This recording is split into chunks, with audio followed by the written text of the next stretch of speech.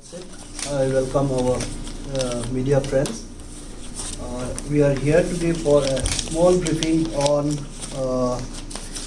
a program to be organized by the Arunachal Pradesh State Council for Science and Technology in association with Vigyan Prasar, GST Government of India.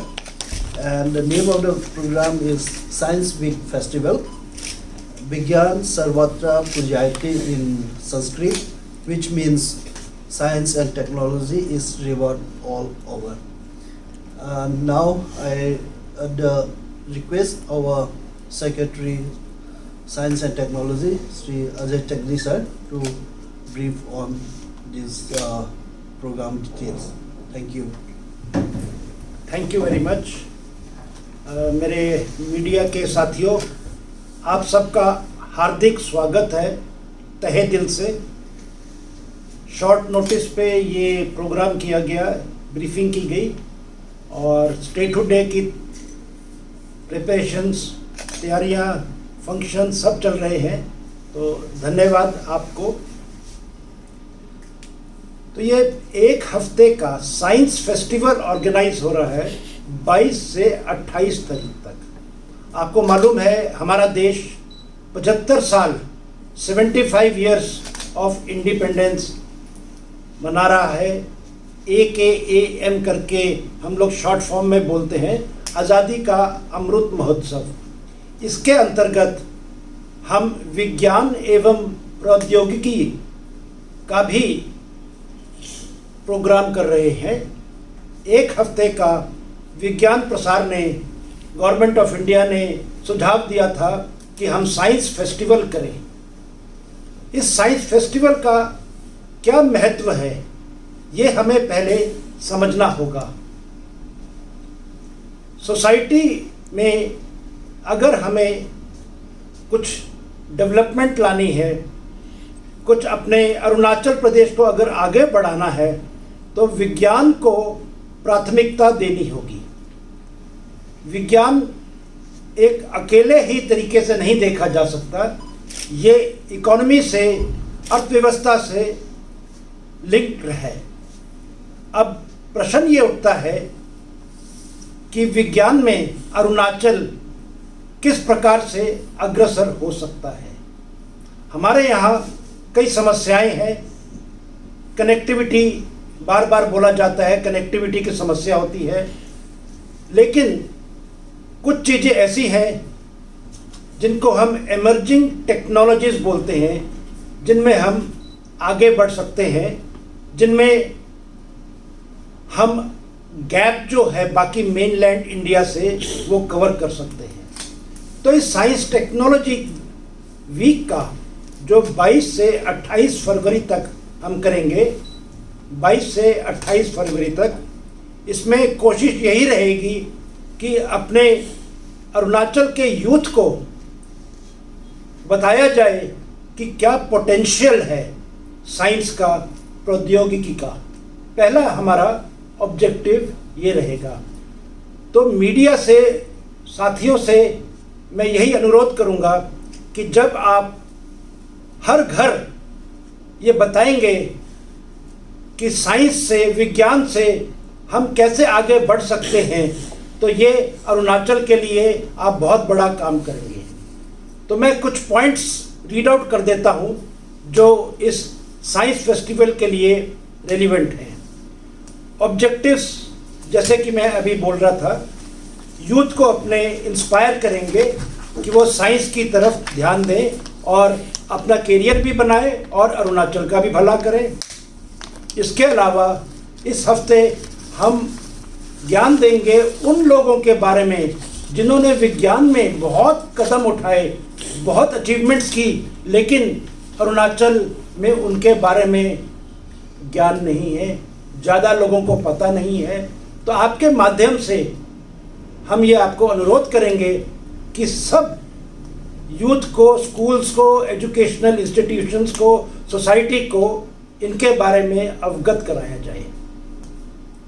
तीसरा ये रहेगा, हम अपनी commitment को दोहराएंगे इस science festival के थ्रू कि हम विज्ञान के द्वारा अरुणाचल को प्रगति के पथ पर अग्रसर करेंगे।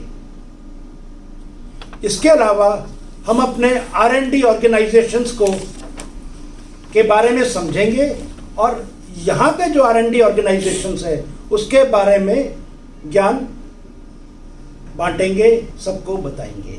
तो ये हमारे कुछ ऑब्जेक्टिव्स हो गए। इनको अचीव करने के लिए हमने कुछ थीम्स रखी हैं। ये थीम्स हैं इंडिविजुअल्स जिन्होंने साइंस में काम किया है, अच्छा काम किया है, कंट्रीब्यूशन दिया है। दूसरा रहेगा जो हमारी अचीवमेंट्स रही है, इन्वेंशंस रहे हैं, डिस्कवरीज रही हैं साइंस में, इसके बारे में हम ज्ञान देंगे पोस्टर्स के द्वारा, लेक्चर्स के द्वारा। और तीसरा जो थीम है वो है स्वदेशी पारंपरिक इन्वेंशंस एंड इनोवेशंस। तो ये भी एक महत्वपूर्ण थीम रहेगा। और चौथा जो असली है आज के उपलक्ष्य में, जब भारत आत्मनिर्भर बन रहा है तो हम अरुणाचल को भी आत्मनिर्भर बनाना चाहेंगे।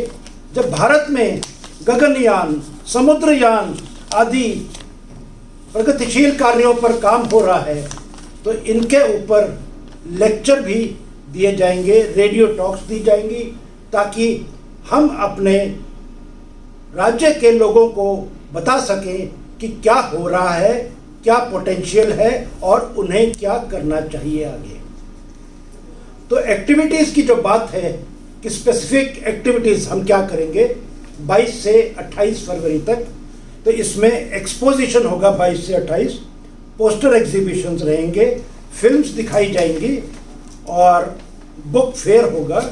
इसके अलावा लेक्चर्स होंगे, पोइट्री रेसिटेशन होगा, ड्रामा परफॉर्मेंस करेंगे, टॉक ऑफ इनोवेटर्स होगा, जो अचीवर्स हैं उनसे भी हम वार्तालाप कराएंगे और स्टेट लेवल ऑनलाइन कॉम्पिटिशन्स करेंगे। तो ये मिक्स होगा, ऑनलाइन भी होगा और ऑफलाइन भी होगा। इसमें हम कोई, जब आप आएंगे एक्सपोजिशन पे, किसी भी स्थान पे, साइंस सेंटर पे जब आप आएंगे तो इसमें कोई फीस नहीं होगी किसी भी प्रकार की। आप आइए, रुचि दिखाइए और हम आपको पूरा सहयोग इसमें देंगे। तो इनॉग्रल होगा इसमें 22 से शुरुआत, और मिनिस्टर साहब तब इस हफ्ते सबको एनकरेज करने आएंगे। इसके साथ ही मैं इस वीक के बारे में अपना ये ब्रीफिंग ख़त्म करता हूँ और आपको धन्यवाद देता हूँ कि आप आए, आपने रुचि दिखाई कि हम अरुणाचल निवासियों को विज्ञान की तरफ किस प्रकार बढ़ा सकते हैं, किस प्रकार उनके घर घर तक ज्ञान हम बांट सकते हैं। धन्यवाद। Thank you, sir, for the briefing details about the Science Festival Week. Without wasting much time, I also extend my thanks to the media friends for taking out their time. तो हम लोगों को इंटरवेंशन का भी जरूरी है, क्योंकि technology as हो गया अभी, जो हर चीज़ में टेक्नोलॉजी है, हर चीज़ में आपको इंजीनियरिंग दिखाई देता है, हर चीज़ में साइंस दिखाई देता है। तो अरुणाचल प्रदेश में, क्योंकि खास करके हम लोग बहुत दूर में, दूर दराज में है, ईस्टर्न पार्ट में है, काफ़ी दूर लगता है हर चीज़ को देखने के संदर्भ में।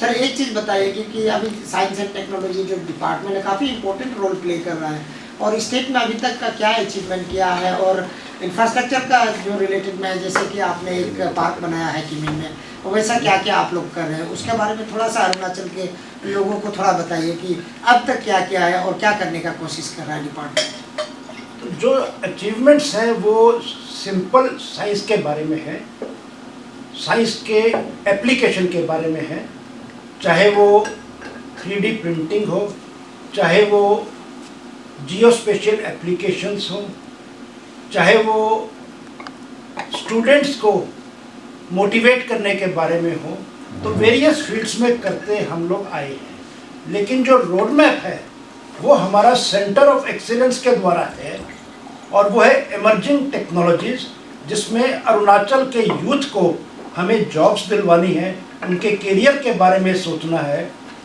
थोड़ा हमें इस प्रकार सोचना होगा कि जो आज की जॉब्स हैं ये 10 साल बाद ये जॉब्स होंगी ही नहीं। आर्टिफिशियल इंटेलिजेंस जैसे फील्ड है, ब्लॉकचेन है, क्लाउड है, ड्रोन्स हैं, इस प्रकार के कई इमर्जिंग फील्ड्स हैं जिनके कारण आज की जो ऑर्डिनरी जॉब्स हैं वो कल नहीं मिलेंगी। तो हमें अपने यूथ को तैयार करना है, उनको बताना है, समझाना है और उनको टेक्नोलॉजी एप्लीकेशन, स्किल डेवलपमेंट की तरफ ले जाना है। तो सिर्फ साइंस का, थ्योरी का ही नहीं प्रोग्रेस करना है, हमें अप्लाइड एस्पेक्ट्स में हमें ज़्यादा ध्यान देना है। तो मैं आपको एक उदाहरण दूंगा।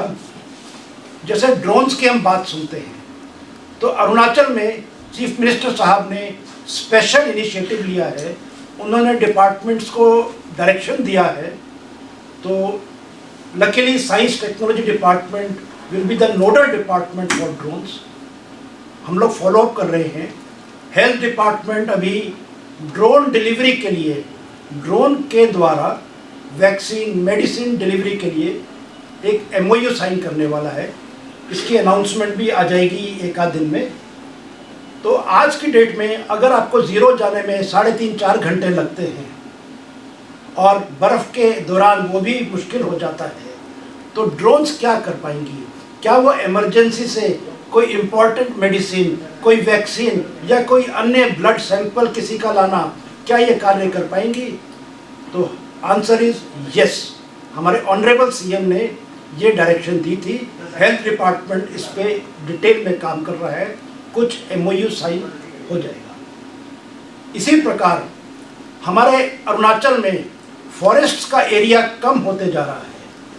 अब प्रश्न ये उठता है कि क्या हम एक एक करके सीड्स डालेंगे या हम एक ही बारी में सीडिंग कर सकते हैं थ्रू टेक्नोलॉजी? तो आंसर इज ड्रोन्स। इसको हम कहते हैं सीडिंग, फास्ट सीडिंग कह लीजिए। तो सीड कॉप्टर नामक ड्रोन्स होते हैं जिनका काम होता है कि सीड्स फैलाना। तो हम अपने वनों का, अपने एनवायरनमेंट का ध्यान भी दे पाएंगे। तो इसके बारे में फॉरेस्ट डिपार्टमेंट स्टडी कर रहा है, CM साहब ने आदेश दिए हुए हैं। तीसरा बचता है, हम बात करते हैं एम्प्लॉयमेंट की। तो किस प्रकार ड्रोन्स को हम उपयोग कर सकते हैं अपने यूथ में एम्प्लॉयमेंट दिलाने के लिए? तो इसमें पॉलिटेक्निक से बात की गई है, RG पॉलिटेक्निक से, DN कॉलेज से एक ड्रोन एकेडमी खोलने की बात चल रही है। इसके बारे में भी हम सोच रहे हैं, कोशिश करेंगे इसी महीने के अंत तक कुछ कंक्रीट प्रोग्रेस कर पाए। तो पब्लिक प्राइवेट पार्टनरशिप मोड में इसका सोचा जा रहा है, जिसमें हमें कुछ इन्वेस्टमेंट ना करनी पड़े। हम ड्रोन्स ना खरीदें, हम कोई लैंड ना खरीदें, हम कोई टीचर्स का रेगुलर सैलरी ना दें। हम पॉलिटेक्निक को रिक्वेस्ट करें कि आप अपना लैंड दे दीजिए, जहाँ पे यूथ प्रैक्टिकली देख पाएंगे ड्रोन कैसे चलता है, खुद चला पाए। 2 क्लासरूम मिल जाए जिसमें थ्योरी पढ़ सके वो। इस प्रकार के courses DGCA, directorate general of civil aviation द्वारा अप्रूव्ड कोर्सेज हैं। कोशिश कर रहे हैं कि वो भी यहाँ शुरू किया जाए। तो इसमें जब ट्रेन हो जाएंगे अरुणाचल के यूथ, उनको लाइसेंस मिलेगा, उस लाइसेंस के द्वारा उनको जॉब्स मिलेंगी।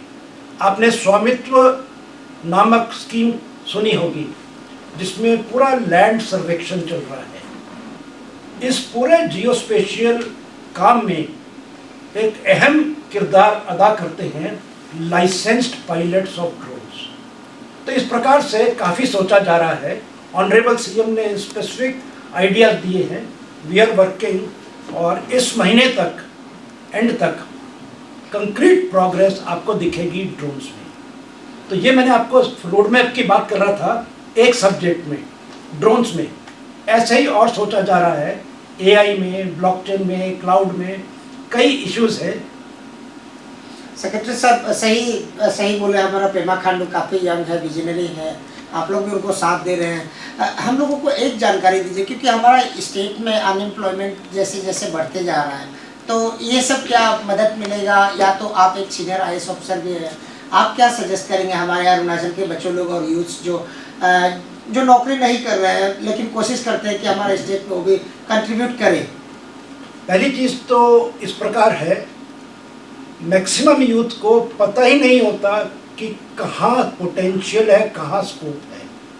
तो हमें विज्ञान के द्वारा और आपके द्वारा सब लोगों को ये बताना है कि आप पुरानी जो जॉब्स ढूंढते थे, data entry operator, contingency job, ये वो, इससे ऊपर सोचिए। आपका अपना लेवल बहुत ऊपर है, आपके पास डिग्री है, आप अंडर यूटिलाइज्ड हैं, आपके पास स्किल्स डेवलप करने का पोटेंशियल जो है वो सरकार लेगी। CM साहब ने यही फोकस किया है कि हाई एंड स्किल डेवलपमेंट करवाया जाए, ताकि यूथ जो है वो गेनफुली अपना योगदान दे सके। Thank you sir.